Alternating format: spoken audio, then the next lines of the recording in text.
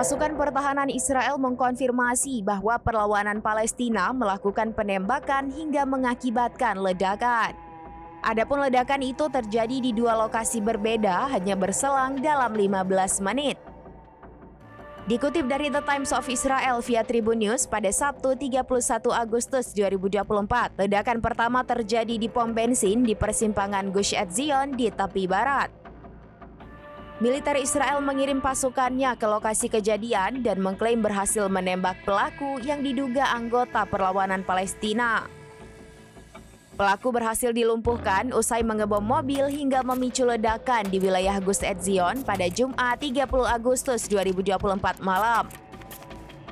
Bahkan beredar di media sosial rekaman yang memperlihatkan detik-detik perlawanan Palestina ditembak mati oleh IDF. Terlihat lokasi kejadian terbakar hebat, dilaporkan beberapa warga terluka imbas terkena serpihan-serpihan material akibat ledakan. Sementara itu, ledakan kedua terjadi di pemukiman Karmezur di tepi barat, tak jauh dari lokasi kejadian pertama. Sirine yang mendeteksi penyusupan langsung berbunyi saat perlawanan Palestina melancarkan aksinya.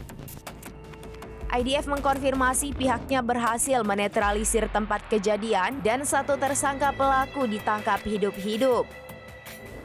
Militer Israel saat ini sedang menyelidiki apakah kedua ledakan ini saling berkaitan satu sama lain.